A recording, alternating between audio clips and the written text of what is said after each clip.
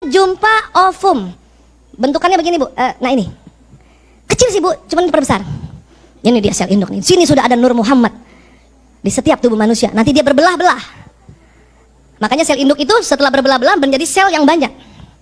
Ya, banyak. Ini teorinya ya. Kita nggak usah hafalin. Cuman saya mau bilang bahwa ini ada landasan ilmiahnya. Ya. Next lagi. Jadi ada dokter Korea yang mencoba ngambil sel induk jantung seseorang. Ya, ini jantung orang udah mau rusak, diambil sel induknya. Ya, lewat sum tulang belakang. Itu susah banget loh, Bu. Nih stem cell dicari mana sel induknya. Baru dimasukin lagi. Bersihin, masukin lagi, ya. Sehingga jantung yang selnya rusak jadi bagus. Nah, yang unik adalah, oke, next lagi. Jadi ada sebuah wawancara di Al Jazeera Channel, dokter Korea yang tadi dipertemukan dokter, ya, dokter Raja Arab yang juga orang sufi.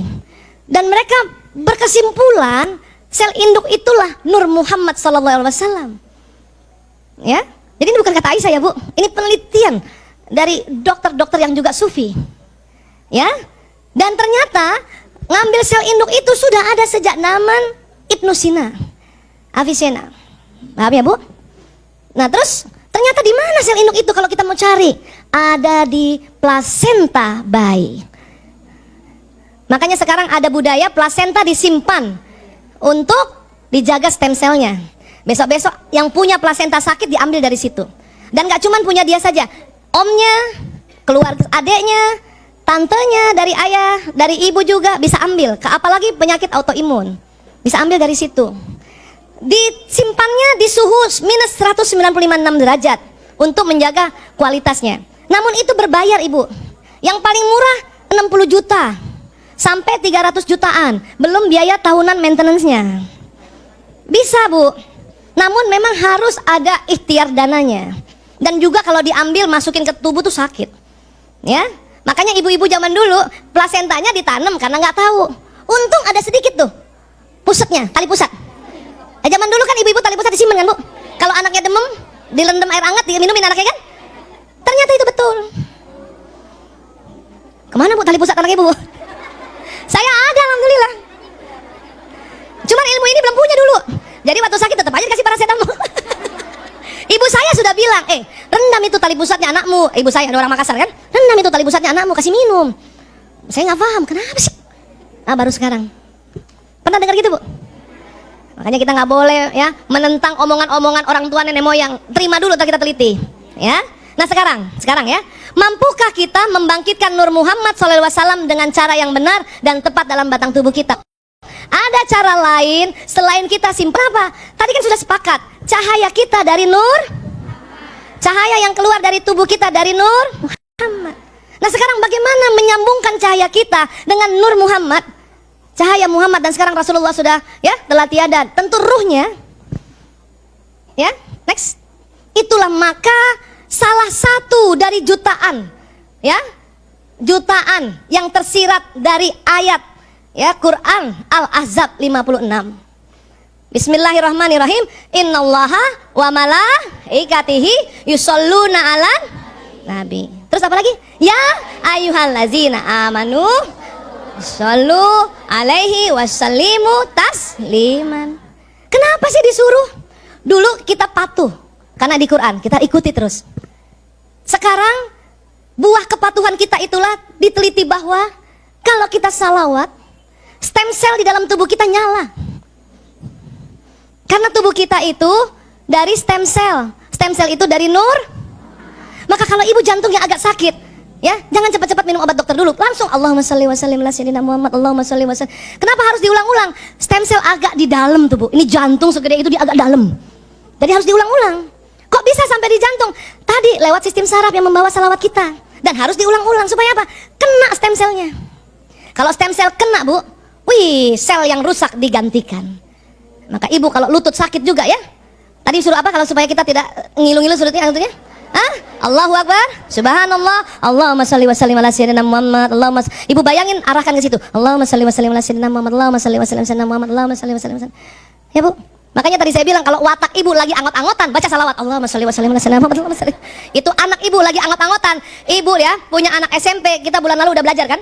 Nggak bisa sembarangan ngomong sama anak SMP kan. Mending ibu belai-belai kepalanya, pas dikena wataknya, Allahumma sholli wa sallim ala sayyidina Muhammad, Allahumma sholli wa sallim ala sayyidina Muhammad. Begitu. Jangan dikit-dikit nasihatin anak lewat mulut. Anak SMP lewat mulut, ya dia reject. Mending kita bacain salawat. Sini sayang, ibu aku sebel banget, sakit kepala ya, sini ibu pijetin. Begitu juga suami kita. Kalau ibu disuruh minta pijet, dia kesempatan. Allahumma sholli wa sallim ala sayyidina Muhammad. Betul. Ya Allah. Ya Allah. Dan selain dia bekerja di tubuh kita, ibu, ya, cahaya kita karena dari Nur Muhammad, cahaya kita kan berpendar kan, yang tugasnya membawa doa, membawa niat. Tapi pada saat ibu Allahumma sholli wa sallim ala sayyidina Muhammad, itu sinyal saya jumpa Rasulullah. Ayo kita salawat, bu. Allahumma sholli wa sallim ala sayyidina Muhammad. Lagi. Allahumma sholli wa sallim ala sayyidina Muhammad. Lagi. Allahumma sholli wa sallim ala sayyidina Muhammad. Ya Allah, ibu, itu stem cell kita semua seneng.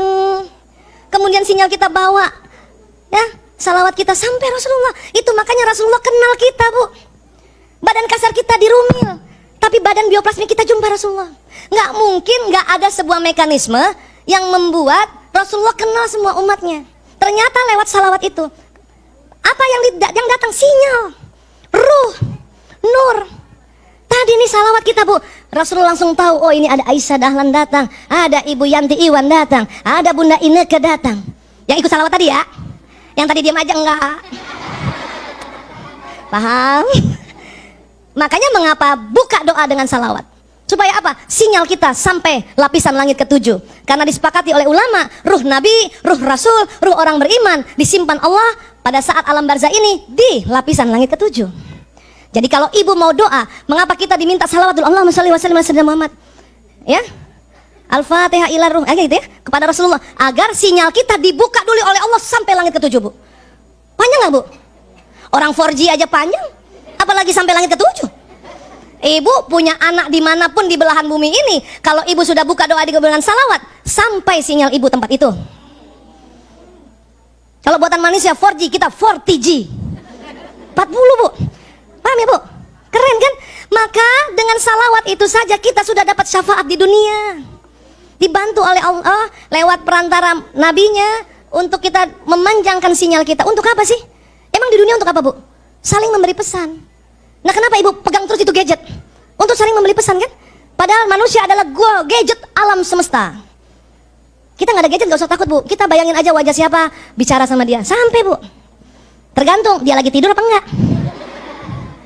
Tapi kalau ibu doain anak atau doain suami, ibu dialog sama suami, ya Allah, sampaikan salam rinduku untuk suamiku. Sebut namanya, bu. Priyanto bin Sismadi bin Parto Dimulyo. Oh, harus panjang. Kalau Priyanto aja ada 1000 Priyanto di dunia ini. Nanti dapat semua kan? Nah, itu, bu, saat itu juga suami kita kalau dalam keadaan rileks, ada kuncinya ya, keadaan rileks, dia terima. Kalau dia keadaan tegang, kadang nggak terima, dia rileks. Tapi nggak usah juga sampai rumah, ayah, rasa nggak tadi aku salamkan rindu? Nggak usah juga begitu. Ngapain sih cek and recheck, kepo banget.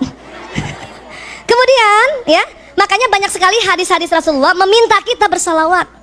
Ya, salah satunya barang siapa membaca salawat untukku pada waktu subuh sebanyak 10 kali dan pada waktu sore sebanyak 10 kali, maka ia akan memperoleh syafaatku pada hari kiamat.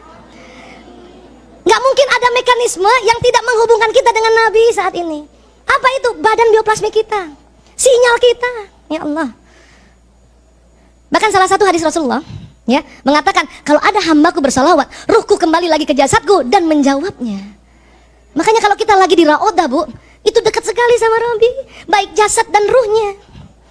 Mau ke sana, bu? Yuk. Insya Allah ya, luar biasa ya.